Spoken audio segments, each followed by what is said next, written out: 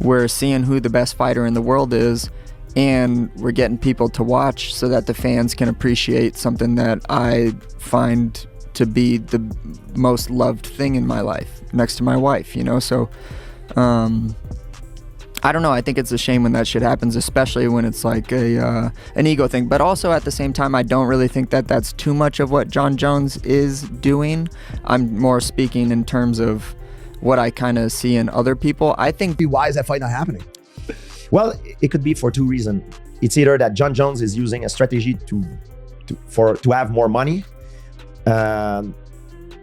You could say it, GSP. Go for it. Come on, say what you want to say. But I think that's why he's doing Okay. it. You know, if he's doing it just to hold the title, to serve the wave, this is not. Joe Rogan lit the fuse the moment he said it out loud. Jon Jones is asking for $110 million to fight Tom Aspinall at the White House. Not T-Mobile, not Madison Square Garden, the White House. It sounded like clickbait until the shock wore off and the argument started. Is this the most audacious negotiation in UFC history, or the latest curve in a career that always finds a bigger headline? The claim instantly split the room. Half the sport called it power chess from a generational talent. The other half called it a stall, dressed up as spectacle. Rogan presented the number as what he is hearing, not an ironclad contract, and that distinction matters. It keeps the claim in rumor territory while still detonating every feed in combat sports. Looks like Jon Jones finally wants to fight Tom Aspinall, but this time at the White House. I told you guys that Jon Jones was playing chess, not checkers, this entire time. Someone just tweeted this at Jon Jones saying, "Ducking Tom Aspinall, ? Best decision you ever made, ? Jon responded, "Choosing when to attack and where you want the battlefield to be is not ducking, my friend." I tried telling every single one of you that Jon Jones was never ducking Tom Aspinall. It's very clear here that Jon Jones is playing chess. Star Aspinall would have been if we just would have got that fight over with right away. Think of the star Ngannou still would have been for this company if you just would have had that fight and moved it on. And then you have an epic rivalry between those two, Aspinall and Ngannou. Like the years and years of amazing heavyweight fights could have been happening if Jon Jones just wasn't a petulant child, and if the UFC wasn't just the, oh no, it's fine, he's just finding himself, like just so annoying. And Reports claim a 250th anniversary card in 2026 could be a canvas, and whispers suggest the White House idea has been floated in serious circles. For Jones, the pitch is perfect. A historic stage, a mythic purse, and a chance to control the frame before a single punch is thrown. For Aspinall, it is simple. Say yes to any stage if it means the undisputed king gets his dance partner. The backdrop makes the twist sharper. In June 2025, Jones stepped away after months of slow motion drift around a unification fight. Aspinall kept working and building momentum while fans waited for a date that never landed. Then came the swerve. Paperwork back into the testing pool, interviews hinting at a return. No opponent named, no timetable confirmed, but a new headline big enough to erase the retirement, at least for a day. The heavyweight belt moved on while the gravitational pull of the old champion stayed in the center of the map. That is how you get a rumor so loud it starts to sound like policy. The reactions were immediate. Daniel Cormier was blunt about the emotional whiplash, saying the public keeps getting strung along while the division stalls. That view echoed through analysts who are tired of cryptic posts, vanishing promises, and marathon negotiations. On the other side, Jones loyalists pointed to career-long evidence that the man does not avoid challenges. He engineers them. Pick the date, pick the place, pick the terms, then win when the lights are brightest. It is either veteran savvy or manipulation, depending on which corner you stand in. Either way, it keeps the story loud. Aspinall has not played the outrage game. But what did you make of it when you heard Jon calling out Alex of all people? You know, I think he does do this because, you know, Alex Perez now he's like big star in the UFC, you know, everybody loves him, so he know what he's doing, you know, but I believe he should to fight against Aspinall, but I think he a little bit afraid of him, you know, because Aspinall is someone who can really stop him and beat him. Yeah, I mean, maybe he believe, but that's what I think, that he believe if he can. You know, I was absolutely confident that Jones versus Aspinall was done and we were going to do it, and here we are today. You know, so you never know. I don't get into it until it actually happens. Is there a fight that you like almost made that didn't happen? Aspinall Jones. I guess that one. The fight was done. Everybody had agreed to it. Everybody agreed to the whatever, and then Jones came back and said, "I'm going to retire." John Jones fan is anybody, and I've always defended he's not afraid of Tom. He's willing to fight anybody. It's hard to not fall into that narrative here, though. Like, to me, like, fighting in the White House, like, that doesn't do it. But maybe I'm a different person. Maybe everybody looks at it different. For me, like, if you tell me they're going to have a fight at the White House, like, cool. All right. Like, it'd be cool to do it. If not, whatever. Like, a fight's a fight. Maybe John looks at it different.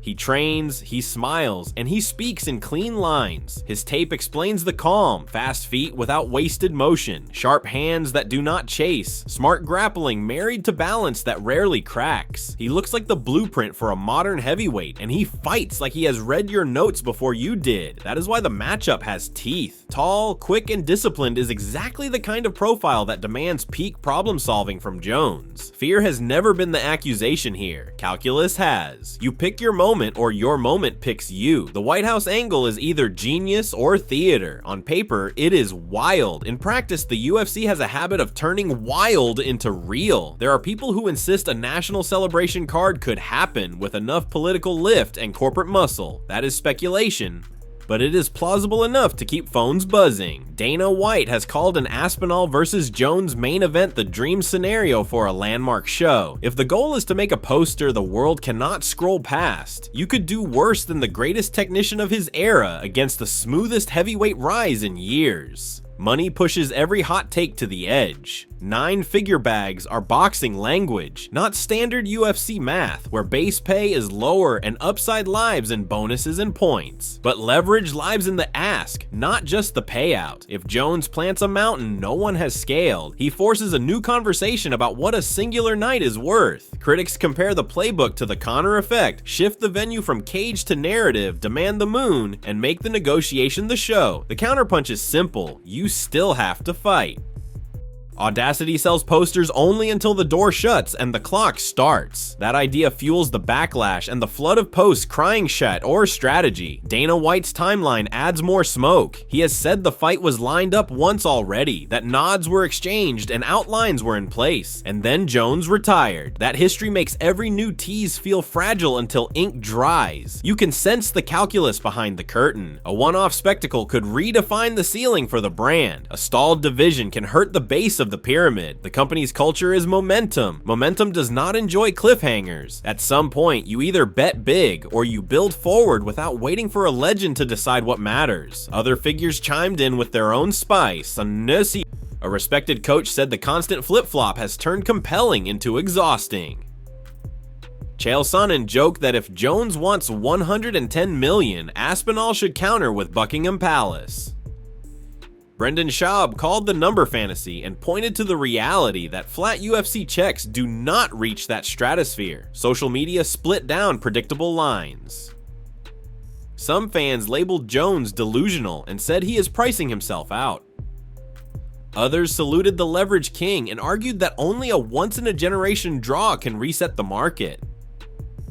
The louder the debate got, the clearer one thing became. The matchup is the magnet, not the math. Beyond the noise sits the fight itself, which is why this rumor refuses to die. Jones is a system. He measures range like a surveyor, walks you onto intercepting elbows, and drags you into clinch trips that change the shape of rounds. He builds reads, then punishes habits.